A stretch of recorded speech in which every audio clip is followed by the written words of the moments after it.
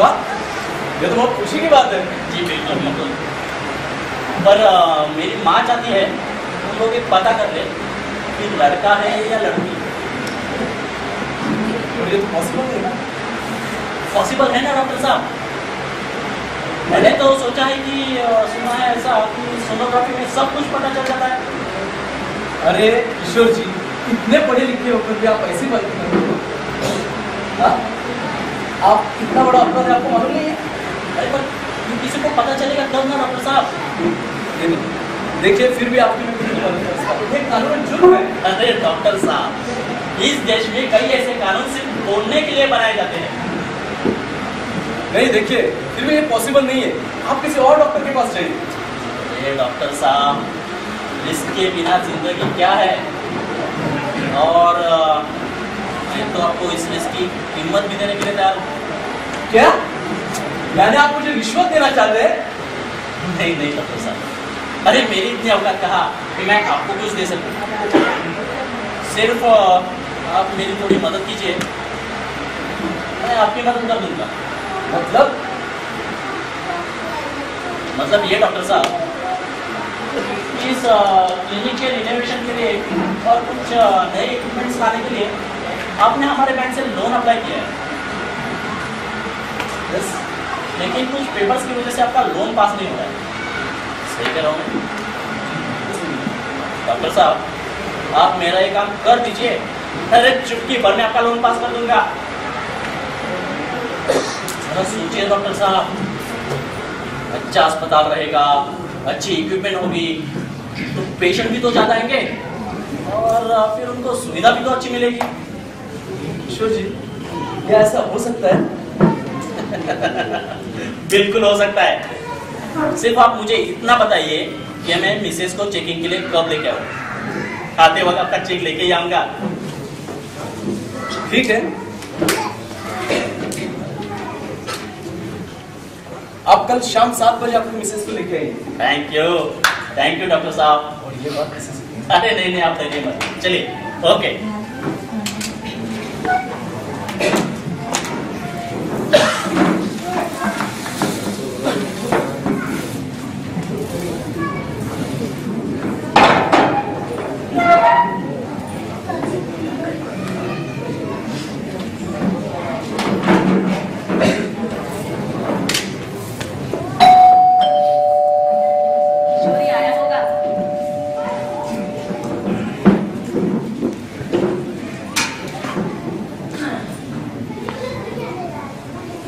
आ गए बेटा? क्या कहा डॉक्टर ने? जिसका डर था वही हो गया मां। डॉक्टर साहब ने कहा कि लड़की है। कोई बात नहीं बेटा, अब भी वक्त है। कल ही जाके एबॉर्शन करवा के आ। सटिया नहीं हो गया? ऐसी बातें कर रही हो? एक औरत होके तुम ऐसा सोच भी कैसे सकती होगी? तुम चुप रहो जी। एक लड़की को पैदा करके इतनी सारी तकलीफ उठानी पड़ती है, मालूम भी है आपको? पहले पाल पोस के बड़ा करो, फिर शादी करवा के दहेज दे के ससुराल भेज दो। जीवन भर की पूंजी खा जाएगी अकेली लड़की। वही अगर लड़का होगा तो जितना भी खर्चा करो सूद के साथ लौटा देगा। अरे मुझसे भी तो कोई पूछे, आप मेरे बारे में मुझसे पूछे बगैर ही निर्णय ले रहे हो। अब तुम्हें क्या हुआ है? तुम्हें इस बारे में सोचने की बिल्कुल जरूरत नहीं है। चुपचाप जो मैं कह रही हूँ वैसा ही कर। नहीं माँ जी, मैं ऐसा बिल्कुल नहीं करूंगी। पहले तो आप मेरे मर्जी के खिलाफ मुझे डॉक्टर के पास चेकअप के लिए भेजा और अब वॉशिंग के लिए कह रही है। मैं ऐसा बिल्कुल नहीं होने दूंगी। मेरे कोख में जो बच्चा है, वो लड़का हो या लड़की, वो भगवान की देन है और भगवान के इस आशीर्वाद को मैं नहीं ठुकरा सकती। समझने की कोशिश करो, तुम दोनों अभी जवान हो, तुम्हारी उम्र भी क्या है। भगवान ने चाहा तो जल्दी तुम्हें दूसरा बच्चा भी होगा। ही होगा, इसकी क्या गारंटी? अगर लड़की हुई तो फिर आप मुझे अबॉर्शन के लिए कहोगी। आप समझते क्यों नहीं मानती? जैसे मैं इस दुनिया में आई हूँ, आप इस दुनिया में आए हैं, वैसे ये भी इस दुनिया में आकर किसी का घर सजाएगी। इस मासूम कली को दुनिया में आने से पहले ही आप क्यों तोड़ना चाहते हैं? अगर आपके माता पिता ने यह सोचा होता तो क्या आज आप यह सलाह देने के लिए हमारे बीच में आ पाती? चुप कर बदतमीज, माँ से जबरन लड़ाती है।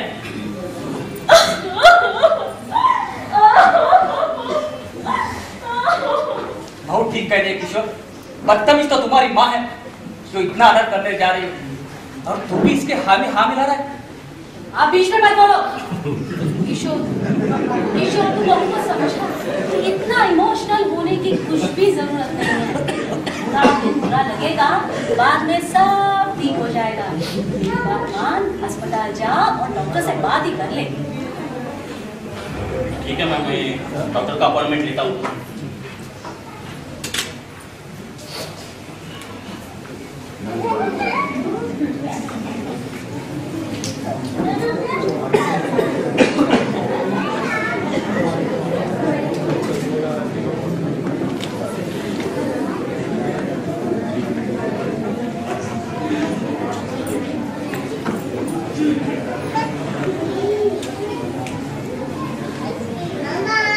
मुझे लड़का ही चाहिए, सुना तुमने?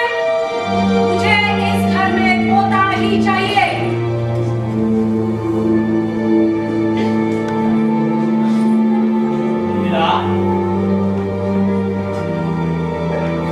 तुम्हें माँ की बात माननी पड़ेगी, तुम्हें माँ की बात माननी पड़ेगी।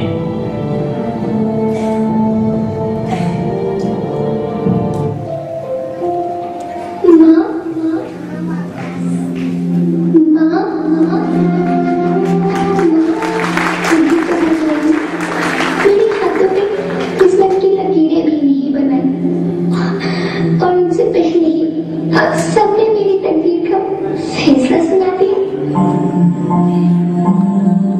माँ, मुझे जी लेने दो, अपनी कसम, मैं आपको कभी तंग नहीं करूंगी।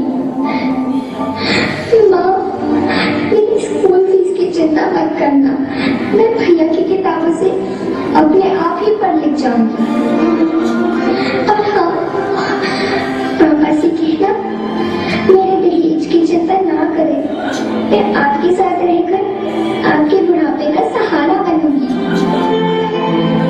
अगर फिर भी आपको लगता है कि मैं आप पर बोझ बनूंगी, तो आप इस ऑपरेशन पर भी खर्चा मत करना। मैं ही भगवान जी से कह दूंगी कि मेरी माँ मेरा मरा हुआ देखिए।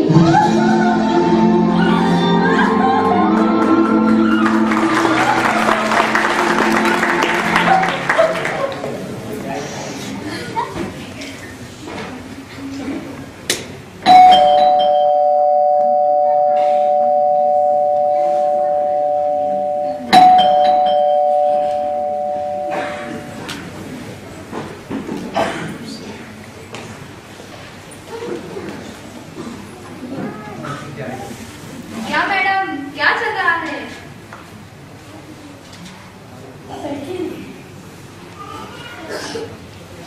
हमारे दोस्त कहीं नजर नहीं आ रहे। हाँ, वो कुछ काम से बाहर गए। तो फिर अब हमें पार्टी कब दे रहे हो? क्या हुआ उर्मिला? क्या हुआ? तुम इतनी उदास क्यों हो? सब कुछ ठीक है ना? हाँ, सब कुछ ठीक है। तो फिर इतनी खुशी के मौके पे तुम ऐसे मुंह लटका के क्यों बैठी हो? वो कुछ नहीं, थोड़ी सी थकावट है ना। आप लोग बैठिए ना, मैं पानी लेके आती हूँ। भाभी जी, आपको छुपा रही है, हम आए जब से देख रहे हैं। आपकी तबीयत ठीक है ना? हाँ, सब कुछ ठीक है भाई साहब। तू जरूर कुछ छुपा रही हो उर्मिला। उस दिन पार्टी में तो बहुत खुश थी तुम, लेकिन आज तेरा चेहरा कुछ और ही बता रहा है। सच सच कहना उर्मिला, क्या हुआ? देख, तुझे तेरे होने वाले बच्चे की कसम।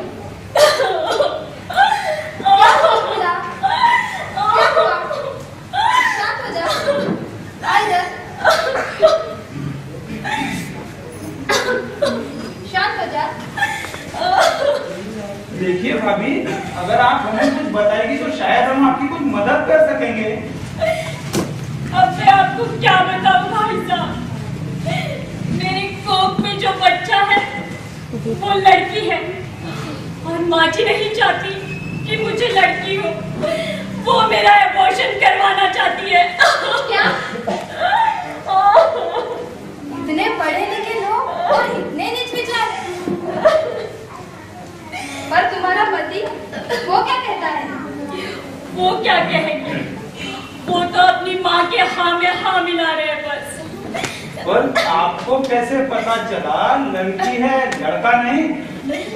वो कल ही हमने डॉक्टर के पास चेकअप करवाया था। कौन से डॉक्टर के पास? डॉक्टर मिश्रा। पर उसको कैसे पर क्या उसको मालूम नहीं है कानूनन अपराध है?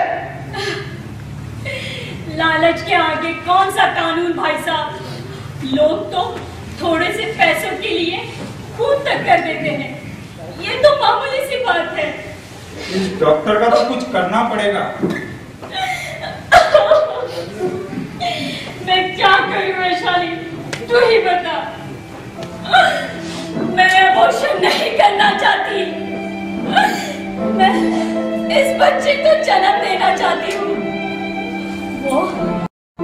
वो रोज मेरे सपने में आती है, मुझसे कहती है माँ मुझे मत मारो, मुझे मत मारो। अभी तो भगवान ने मेरे हाथों में किस्मत की लकीरें तक नहीं बनाई, उसके पहले ही आप सबने मेरी किस्मत का फैसला कर दिया। माँ मैं आपको तंग नहीं करूंगी, आपके बुढ़ापे का सहारा बनूंगी, इस घर का नाम रोशन करूंगी।